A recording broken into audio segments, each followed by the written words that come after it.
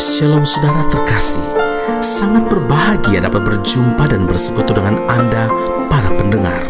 Amsal 14 ayat yang ke-30, hati yang tenang menyegarkan tubuh, tetapi iri hati membusukkan tulang. Saudara, iri hati diartikan sebagai sebuah perasaan tidak senang atas keunggulan, keberuntungan, keberhasilan atau kesuksesan orang lain. Sebagian orang yang iri hati menyerang lewat ucapan maupun perbuatan. Sebagian lagi hanya menyimpan di dalam hati. Bagaimanapun juga saudara, orang yang iri hati tidak ada yang merasakan tenang di dalam hidupnya. Iri hati termasuk dalam daftar perbuatan daging seperti tertulis dalam Galatia 5 ayat 19 hingga ayat yang ke-21. Perbuatan daging telah nyata, yaitu percabulan, kecemaran, hawa nafsu, penyembahan berhala, sihir, perseteruan, perselisihan, iri hati, amarah, kepentingan diri sendiri, percideraan, roh pemecah, kedengkian, kemabukan, pesta pora dan sebagainya. Terhadap semuanya itu kuperingatkan kamu, seperti yang telah kubuat dahulu, bahwa barang siapa melakukan hal-hal yang demikian, ia tidak akan mendapat bagian dalam kerajaan Allah. Saudara, ternyata iri hati merupakan sifat asal atau sifat asli dari iblis, akar kejahatan.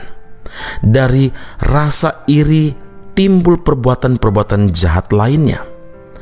Karena merasa iri hati kepada saudaranya Habel yang persembahannya diterima oleh Tuhan, sedangkan persembahannya tidak diindahkan, tidak berkenan kepada Tuhan, maka hati Kain pun menjadi panas.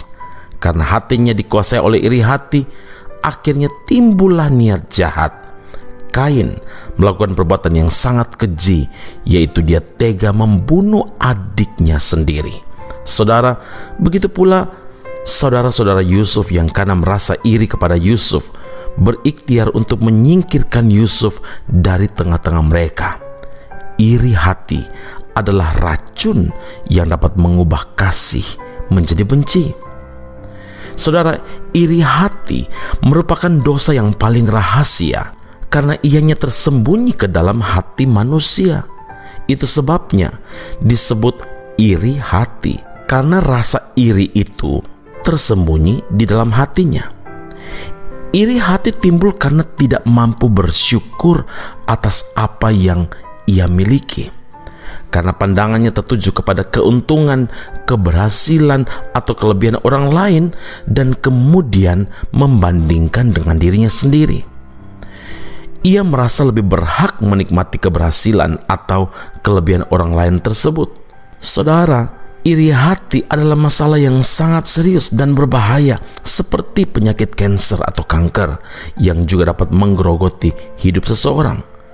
Karena itu, Yakobus 3 ayat 16 mengingatkan, sebab di mana ada iri hati dan mementingkan diri sendiri, di situ ada kekacauan dan segala macam perbuatan jahat. Saudara, mari kita berdoa kepada Tuhan supaya dosa dalam hati ini disingkirkan dengan hidup dalam ucapan syukur kepada Allah. Amin. Mari kita berdoa. Bapa di surga, kami berterima kasih untuk penegasan Tuhan supaya hidup kami tidak dikuasai oleh iri hati.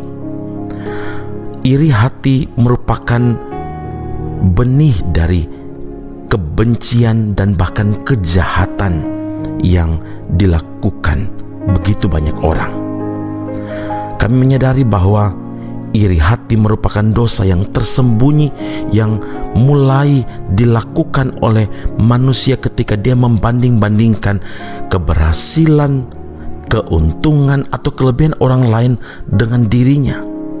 Hari ini Tuhan ajar kami untuk mengucap syukur atas segala sesuatu yang Tuhan anugerahkan. Kami perlu mengucap syukur untuk semua berkat yang menjadi bagian kami.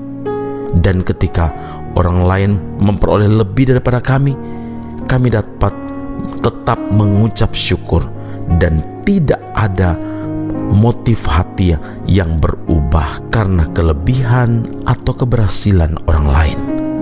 Sebaliknya, hati kami bersyukur karena semua keberhasilan ataupun jawaban doa dari Tuhan kepada orang lain akan menolong kami untuk lebih dekat, lebih cinta Tuhan. Karena kalau orang lain Tuhan tolong, kami pasti Tuhan juga tolong. Terima kasih Allah Tuhan dan Juru Selamat kami yang hidup. Kami berdoa mengucap syukur kepada Bapa di surga untuk firman Allah saat ini. Meteraikanlah dalam hidup kami, dalam nama Yesus. Haleluya.